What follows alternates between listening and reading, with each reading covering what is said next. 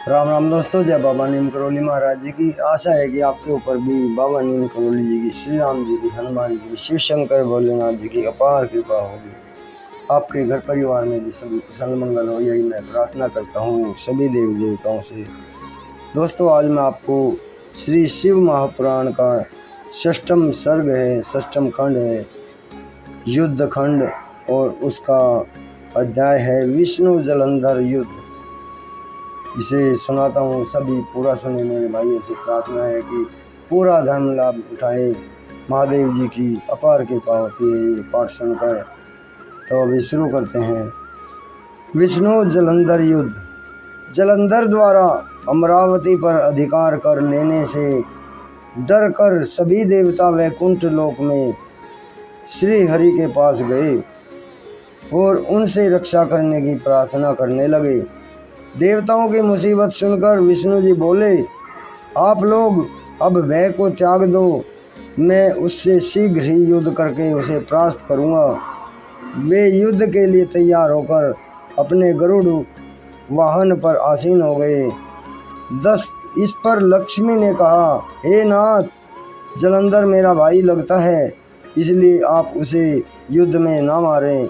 यह सुनकर विष्णु जी लक्ष्मी जी से बोले, यदि ऐसी बात है तो मैं जलंधर को अपने हाथों से नहीं मारूंगा, परंतु उससे युद्ध करने के लिए मैं अवश्य जाऊंगा। इतना कहकर श्री हरि देवताओं के साथ युद्ध क्षेत्र में पहुंच गए।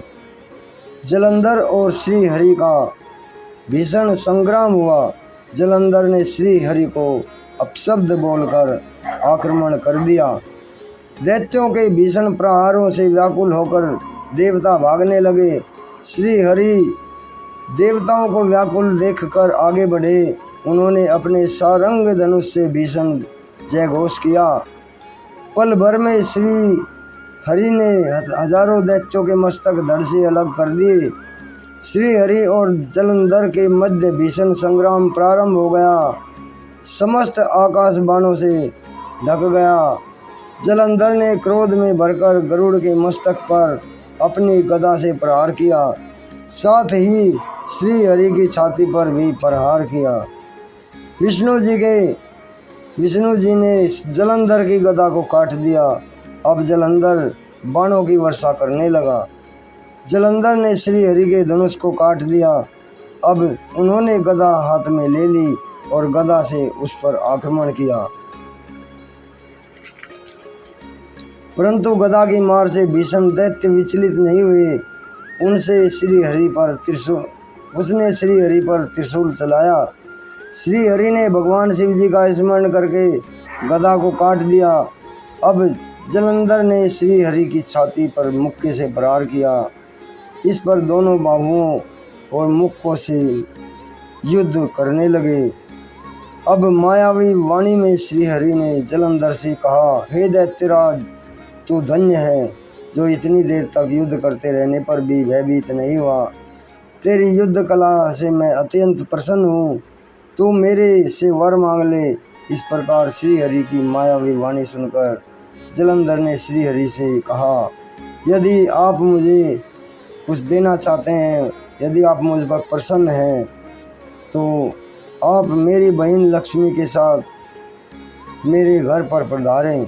श्री हरि ने कुछ खेद में भरकर तथास्तु कह दिया। श्री हरि लक्ष्मी और देवताओं के साथ जलंधर के पुर में निवास करने लगे। जलंधर लक्ष्मी सहित देवताओं के साथ श्री हरि को अपने यहाँ देखकर बहुत प्रसन्न हुआ। इसके बाद जलंधर देवताओं के पास भी जो भी रत्नादि थे उन्हें लेकर पृथ्वी पर आ गया। उसने निशुंभ के पाताल का अधिपति बनाया। जलंधर देव, दानव, यक्ष, गंधर्व, सिद्ध, सर्प, मनुष्य को विजय कर त्रिभुवन पर शासन करने लगा। जलंधर द्वारा धर्म पूर्वक शासन करने से देवता खिन्न रहने लगे। वे सब के सब मन ही मन भगवान शिव का स्मरण करने लगे। भगवान भोलेनाथ ने नारद जी को बुलाकर देवताओं के पास भेजा। इंद्र सहित सभी देवता नारद जी की बड़ी उत्सुकता से देखने लगे। देवताओं ने दुखों से परिचित होकर तथा उन्हें सांत्वना देकर नारद जी जलंधर की सभा में उपस्थित हुए।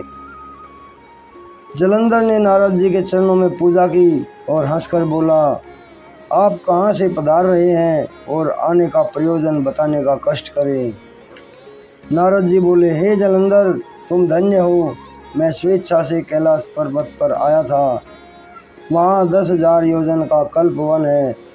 वहाँ पर मैंने सैकड़ों की संख्या में कामधेनु गायों को देखा। वह वन 24 घंटे चिंतामणि से प्रकाशित रहता है। वह बड़ा ही अनोखा और स्वर्णमय है। मैंने वहाँ भगवान शंकर को पार्वती के साथ देखा। उनको देखकर मेरे आश्चर्य की सीमा न रही और उनके समान इस त्रिलोकी में कोई समृद्धिशाली नहीं है। उसी समय मुझे तुम्हारा स्मरण आया कि तुम्हारी समृद्धि को देखने की इच्छा से मैं यहाँ चला आया। जलंधर ने प्रसन्न होकर नारद जी को अपनी समृद्धि के दर्शन कराए। जलंधर की समृद्धि के दर्शन कर नारद जी अति प्रसन्न हुए। नारद जी ने उनकी खूब प्रशंसा कर कहा, ब्रह्मा जी के हंस में विमान को लेकर आ गए हैं तथा त्रिलोकी में जितने भी रत्न हैं उन्हें तुम ले आए हो। यह देखकर मुझे बड़ी प्रसन्नता हुई, परंतु तुम्हारे पास एक चीज़ की कमी है। वह चीज़ है पत्नी रूपी धन। बिना पत्नी के सब समृद्धि फीकी है। इस कमी को तुम दूर करो। यह सुनकर जलंधर काम वासना से व्याकुल हो गया और कहने लगा कि यह रत्न तो कैलाश पर्वत पर योगी शिव जी के पास है। उनकी पत्नी पार्वती बड़ी सुंदर है और मनोहर है। उनके समान त्रिलोकी में कोई अन्य स्त्री नहीं है। मैं उसे ही प्राप्त करके रहूँगा। तो दोस्तों, आज यहाँ तक ही। जलंधर कैलाश पर जाएंगे आगे, और कल मैं आपको सुनाऊंगा आगे का इसका पाठ, दूत संवाद। जलंधर अपने दूतों को कैलाश पर्वत पर भेजते हैं आगे। अभी राम राम। जय बाबा नीम करोली महाराज जी, जय हनुमान जी।